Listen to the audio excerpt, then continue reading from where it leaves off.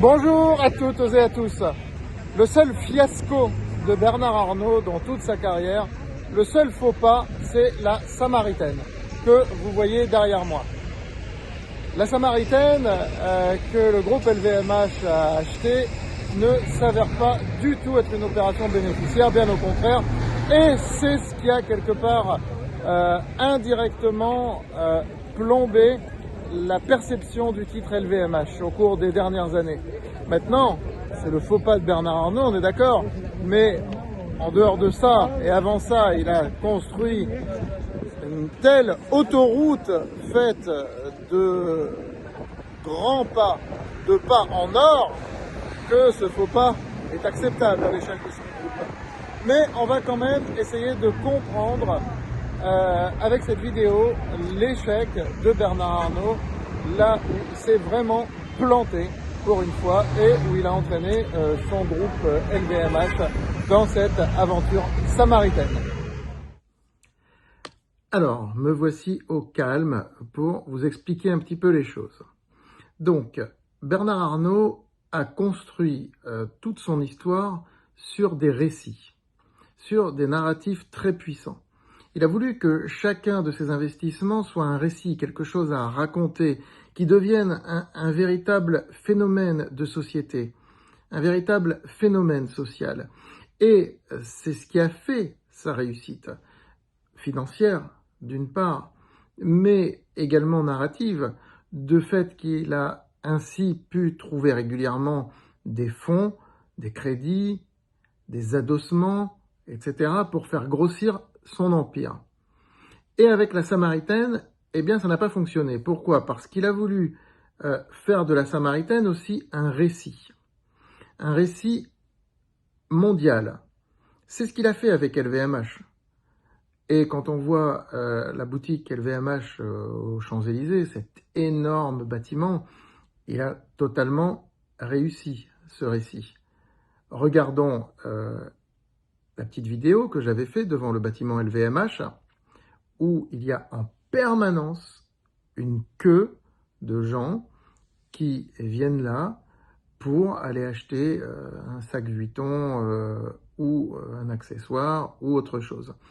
Comme je l'ai précisé dans une petite vidéo que j'avais fait, cette queue n'est pas composée de riches, parce que les riches ne font pas la queue. Ce sont des gens qui ont besoin d'un signe de distinction, qui pensent que de faire la queue pour aller acheter un sac Vuitton ou autre, ça va leur donner cette distinction pour ressembler aux riches. Regardons un petit peu cette queue devant le bâtiment LVMH, oui, aux Champs-Élysées. Franchement, vous croyez que c'est des riches qui font la queue là pour acheter chez Vuitton? C'est soit des touristes, soit des gens de classe moyenne supérieure, qui veulent se croire riches. Et les riches vont jamais faire la queue pour acheter chez Vuitton. C'est l'effet d'imitation sociale. Lisez Devenir riche, mode d'emploi.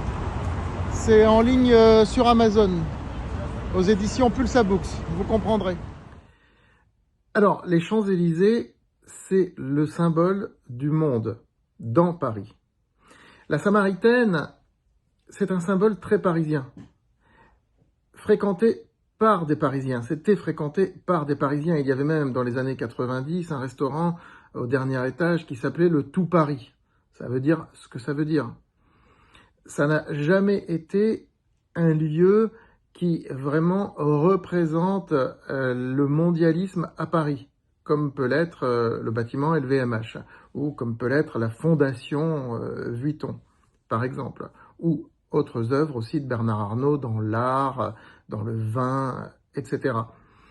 Ou le champagne, bien sûr, le champagne, phénomène mondial, vraiment mondial.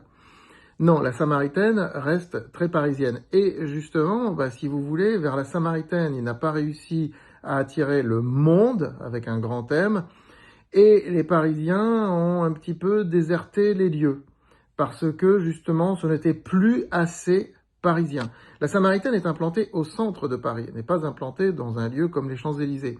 Donc du coup, ça n'a pas pris, le récit n'a pas pris. Et ça a été un gouffre financier, puisque je vous rappelle que ça a coûté 750 millions.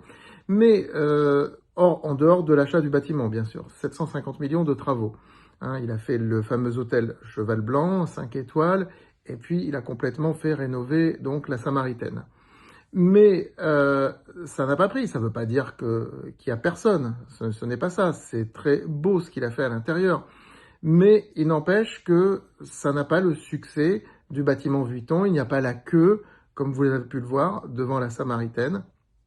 Il n'y a pas d'ailleurs énormément de monde. On va même, si vous le voulez bien, aller faire un petit tour à l'intérieur de la Samaritaine, là aussi, que j'ai filmé pour vous. Regardez.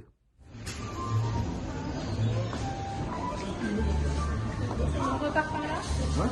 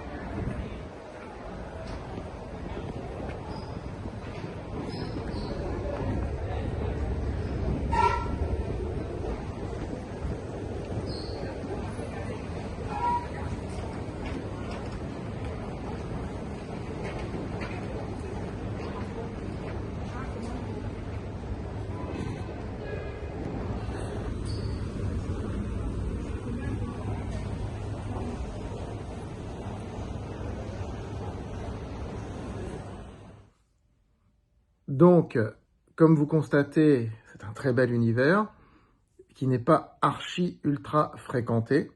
Il n'y a pas la queue devant l'entrée, on y rentre librement.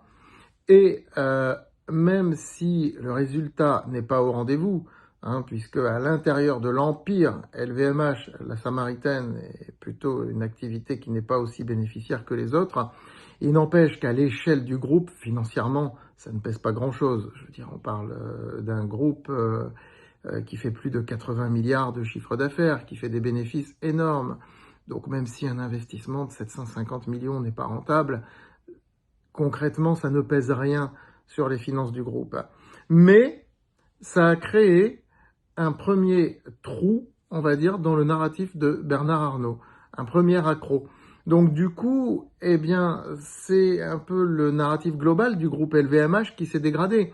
Et on constate, finalement, quand on voit l'évolution du titre LVMH, on va regarder tout de suite le graphique, on constate que c'est à partir du moment où il y a eu cette affaire de la Samaritaine que le marché s'est rendu compte que ça n'était pas rentable et que ça ne le serait jamais et que ce n'est pas le même narratif que tout le reste du groupe Arnault, que le titre LVMH a baissé.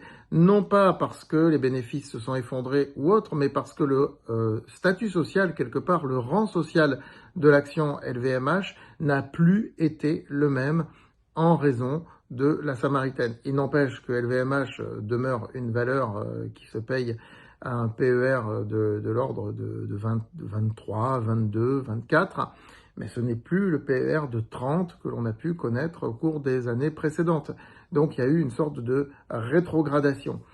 Ça vous montre une chose, ça vous montre que au-delà des chiffres, au-delà de la finance, la sociologie d'une action, a fortiori d'une très grande valeur comme ça emblématique de la Bourse de Paris, est quelque chose de très important. Voilà donc comment Bernard Arnault a fait le premier accroc de son narratif qu'il a installé en France depuis un demi-siècle. Il n'empêche que LVMH demeure une très belle entreprise, quoi qu'il en soit, avec un très beau symbole, une réussite éclatante, mais Bernard Arnault a prouvé tout simplement qu'il n'était pas infaillible, et que finalement tout chef d'entreprise est avant tout un être humain, et donc pas infaillible. Et quelque part, n'est-ce pas la plus belle chose à retenir de cette histoire? À très vite.